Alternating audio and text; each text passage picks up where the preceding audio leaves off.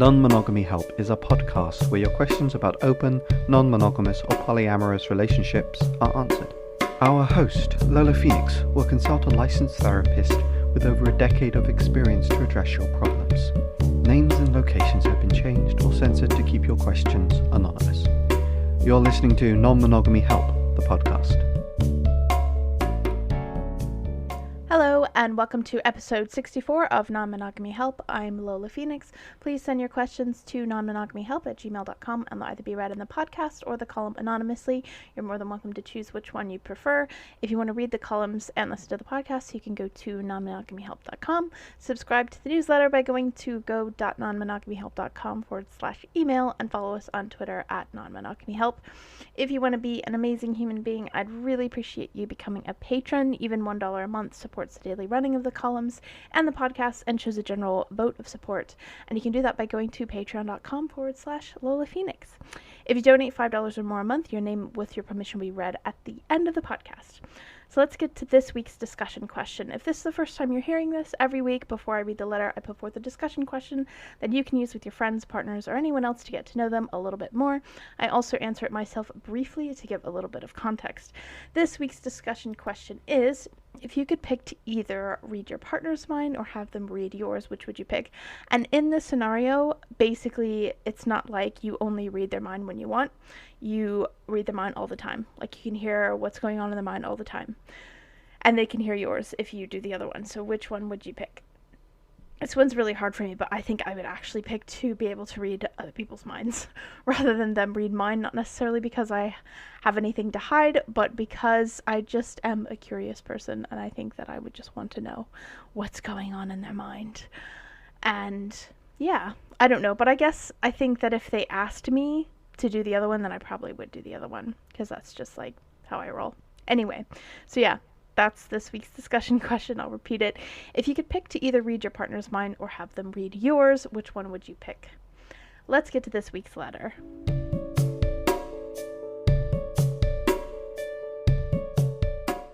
My name is Kendall and my partner is John. I am a cis female and John is a cis male.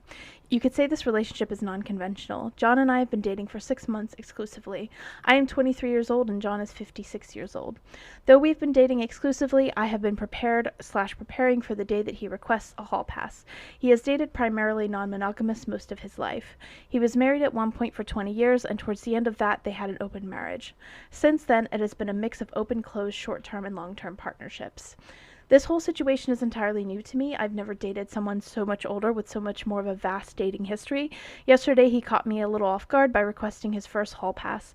My response was, do what you think you need to do. This woman was an ex of his, which I feel more comfortable with than him seeking out a new partner. Surprisingly, overall, I didn't have a whole lot of feeling towards the whole situation. During that night, I would have little waves of anger, insecurities, and some disgust, but I didn't spend the night obsessing over the negative aspects of the situation. Actually, I spent that night with a girlfriend and we ended up having sex for the first time. This was not planned and I didn't do it out of spite. John and I had already discussed me sleeping with other women, with him participating or not participating. Also, I know that there are some sexual desires that I cannot fully provide for John, so that was another justification for me not to feel sensitive about him sleeping with another woman. We also have talked about threesomes with me and his exes or involving other males, but we both feel like I'm not quite ready for that. The next time that I saw John, he gave me a small amount of information about the evening, but not too much and not too little. We were able to have a good conversation about feelings and expectations. My question for you is, I would like to have rules and expectations lined out better for the both of us, which he agrees with, but since the situation is so foreign to me, I'm not sure what to consider. Are there essential things that you think should be addressed?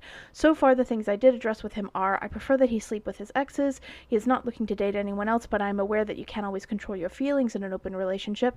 I don't want to be competing for his attention and I will remain his primary partner and taking care of my needs will be his priority. I'm allowed to say no if I am so uncomfortable with him doing something. Is there anything else crucial that I am missing or any other pieces of advice you can offer that is appreciated? This is all so much of a new dynamic for me. Being in an open relationship isn't something that I was looking for, but it isn't a deal breaker for me either.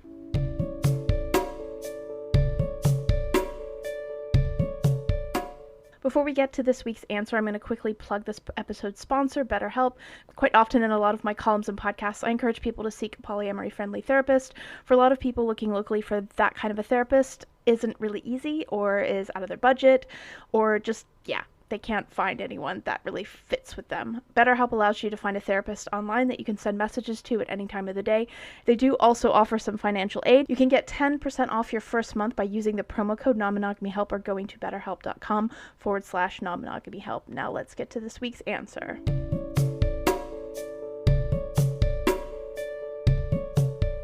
So, I think that the biggest red flag here is the thing that you haven't thought about. The big crucial thing that you're missing is the feelings of the person that your partner is dating. Just because he's dating exes or people that he's dated before doesn't mean that they don't have feelings and that they don't have agency of their own, and that they don't have or may have a desire to have something with him that isn't just sex. I feel like your approach to this is you're trying to create rules to prevent something that you can't prevent. And I don't mind rules, and I'm not the kind of person, like, I really actually quite dislike the perception that rules are always bad and that they never work. I think that some rules can work, and I think it's sort of like the ongoing joke in the BDSM community where someone says, I don't have any limits, and then some person goes, okay, we'll cut your finger off. Yes, you do have limits. Everyone has limits. The rules that people often agree on and don't really consider rules within the polyamory community are STI boundaries or rules about testing or things like that. So everyone does have some rules. The purpose of a rule should not be to prevent something that it cannot prevent. Ultimately, all of your rules and all of the things you want to put in place are to control your partner in a way that will prevent him from falling in love with somebody else and leaving you. I think if you really look hard at these rules, that's what you want. Like, you want to be his primary. You want you to be his priority, even that if that means hurting other people. You're allowed to basically say no to anything that he does with someone else. So you basically have control over somebody else's sexual relationship with him, which isn't really fair if you think about it. And all of that is not necessarily coming from a place of control. Like, you aren't purposefully sitting over him and, you know, tapping your fingers together evilly and going, ha, what can I control? Like, you're not trying to control the situation, but because you have a fear, which is understandable and isn't, you know, doesn't make you a bad person, you are trying to control the situation to prevent him from falling in love with someone else. You can't prevent that.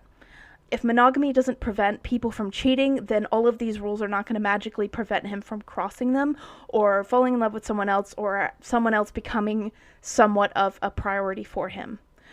So I think that for that reason, a lot of the things that you're trying to put in place don't really make sense because they aren't going to prevent the thing that you want. If you want to be in an open relationship, and I honestly feel like this is true for everyone. Like, I don't think that being in a monogamous relationship means that you think that your partner will never have any feelings for anyone else. I think that that's actually really unfair and isn't something that this culture should encourage, but it is something that this culture encourages with monogamy. The idea that once you're monogamous, like, you don't even look at anybody else or that you don't have feelings for anyone else, when I do think you can.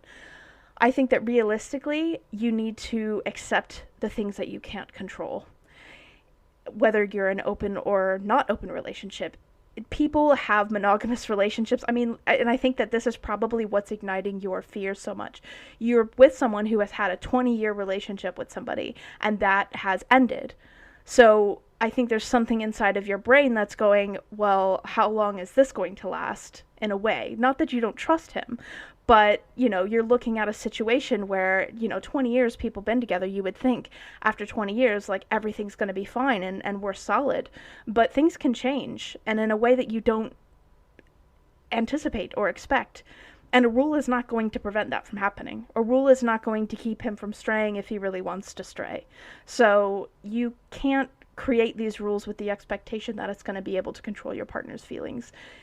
He may not want to only date his exes, and his exes, even if they are his exes, maybe you don't feel as threatened by them because in a way you kind of feel like you've won the spot and they lost it. You know, you've won the priority spot, but that isn't going to help you in the long run. Because even if it's an ex, it's still someone that could capture his heart again. You don't know that. So, yeah, I think that you really need to think about, rather than think about, like, what you don't want, you need to think about what you actually do want. What does your ideal non-monogamous setup actually look like? What do you actually want? You've talked a little bit about this, which is why I think that your anxiety wasn't so bad on that first night, because you had talked about things like that. So you need to explore that a little bit more. The thing that worries me a little bit about this, and I'm not going to lie, like, I don't always think that age gaps are a problem, but I do think that age gaps where a person is in their mid-20s and somebody else is like 50 something, I don't know about that. Just because, like, I have been in situations, and I'm 33, I'm not in my 50s, where I've looked at somebody who's in their early 20s and I've been like, even that gap, like, there's a lot that goes on in your early 20s. Age gaps, where if you were like in your 30s and he was in his 60s, I wouldn't mind so much, because there's a lot of maturing that happens really, really fast in your 20s. And I just don't know if it's a good thing that someone who is that older is kind of looking at someone quite so young. I'm not going to say anything negative about your partner, and I'm not saying that he's a bad person, because, you know, you're attracted to who you're attracted to. But I just am a little bit worried that he had this open relationship at the end of his marriage. He starts this relationship with you, and you don't have a discussion about this. You agree to monogamy. He agrees to monogamy, knowing that he didn't have monogamy in his last relationship. And you don't really talk about whether or not, you know, you say you've been worried about him asking for a hall pass, but you don't really talk about whether or not you had discussed the trajectory of what your relationship might look like. Now, you've only been dating for 6 months, so maybe that just hasn't come up. But I think if it's come up enough for him to ask for what a quote-unquote hall pass, then there needs to be a little bit more of an idea of where this is going and what you both want. And why he didn't come to a discussion about an open relationship before this moment. Like, I'm just a little bit worried that, you know, if you had met him and from the get-go he was like, look, I was in a marriage for 20 years, it was open at the end, I need non-monogamy, that's where I'm going, that's where I'm at, then I would be a little bit more confident about the situation. But because he kind of has been dating you monogamously, assuming that this is what has been happening, because you didn't mention that he had brought up non-monogamy from the beginning, and now he's, instead of asking for non-monogamy, it just seems like he asked to sleep with someone else. I don't know. I just really worry about if he's actually given a thought to non-monogamy and what he wants out of it, or if he's just kind of stumbling around. I don't think that necessarily means that you need to break up, but I do think that it does mean that you need to think about what your ideals are. Instead of thinking about what you don't want, you need to think about what it is you want. What do you want personally out of non-monogamy? If you are just doing this to keep him around, that doesn't spell good things, because you, even though you have all of this to cling on, like, even though you didn't have a bad reaction to him, you know, sleeping with someone else, because you have other things to cling on, like, you know, that he has sexual stuff that he wants to do that he can't do with you for whatever reason, so that comforts you, that's only going to last for so long. And that's why I'm wondering if that's why you're creating all of these rules. Because if you don't have anything to hold on to on your own, and I call it an anchor, it's kind of a ongoing theme, if there is no personal reason for you to do non-monogamy that is only about you, and it's just about keeping a relationship, then eventually that just isn't going to secure you in the same way. Because ultimately, if you are just trying to keep this relationship going, then you're kind of wanting something that doesn't exist anymore. Non-monogamy is just different to monogamy. It's not a level up, it's not an upgrade, it's just a different way of doing things. Think of it in terms of a long-distance relationship versus a not long-distance relationship. A long-distance relationship isn't any less than a in-person relationship, but they are fundamentally different in terms of how they act. And if your partner is moving away and you agree to a long-distance relationship thinking that that is going to be the same as an in-person relationship, then you are going to be disappointed. And if you can't do a long-distance relationship, agreeing to one just to keep your partner isn't going to work. And likewise, I think the same. If you don't want non-monogamy in your own terms, like, and I'm not meaning like having the occasional threesome is not the same necessarily than having an open relationship or being polyamorous. And so that's why you all need to discuss what you actually do want, because what you want doesn't really sound like it sounds like some swinging aspects. It sounds like you don't want him to have feelings for other people. It sounds like you want to be the person he has feelings for, and that can work if it's something that you both want. If it's not something that you both want, then it isn't going to work. Two people can be non-monogamous but not compatible. Non-monogamy isn't a basic compatibility. You may just want to do swinging, he may want to do polyamory. So you have to figure that out between you, and you have to make sure that you're agreeing to it for personal reasons that actually appeal to you, and not just so you can keep him with you. To sum up, I think that you need to think about what your purpose is in establishing these rules. I don't particularly think these rules are fair to the other person that he's dating, unless that person is fine with just sleeping with him and not having any feelings. I mean, even if that were the case, you basically being allowed to tell him that he can't do something with someone else isn't fair to that other person. So you have to really think about what the purposes of your rules are. Are they actually going to accomplish the thing that you want them to accomplish? Can you actually prevent him from straying? You can't actually prevent him from leaving you by establishing these rules. So what is the purpose of them? Are they going to actually work? I think you also need to think about what it is that you do want instead of what you don't want. What is your ideal polyamory or non-monogamous setup? What is his ideal? What can you compromise on? And it may be that you can't compromise on some things. If fundamentally you want him to not have any feelings for anyone else, or if you want that to be his goal, he could fall in love with someone else, or he could start to develop feelings and still decide that, okay, I'm going to avoid that person, or I'm not going to pursue things. If that's what he agrees on, he can do that. Like, obviously rules can't prevent him from falling in love with someone else, but if you both have the same goals, then that's fine. But if he doesn't have those goals, then it won't work, and you're not really compatible even when it comes to non-monogamy.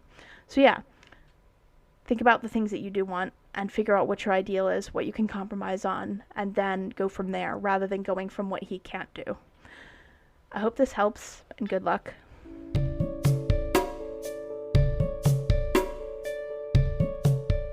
Thank you for listening to episode 64 of Non-Monogamy Help. If you want to be awesome, you can donate to our Patreon. Donating $5 or more a month, or Patreon rather, means that your name with your permission will be read at the end of the podcast. This week's current patrons are Laura Boylan, Chris Albury-Jones, Juke, Ellen Robinson, and James Wortell. If for whatever reason you can't become a patron because life happens, if you can take 5 minutes to log into iTunes, find the podcast, rate and review it, that would be amazing. That helps me get the podcast out there to new people. And if you don't want to write a review and you just want to do a rating, that's fine. I don't mind. Some people aren't big on the writing of a review thing. That's fine. So yeah, if you have 5 minutes to spare, that would be super appreciated. That's all for this week. You will get a new column next Friday and another podcast episode in a fortnight. Thank you again for listening.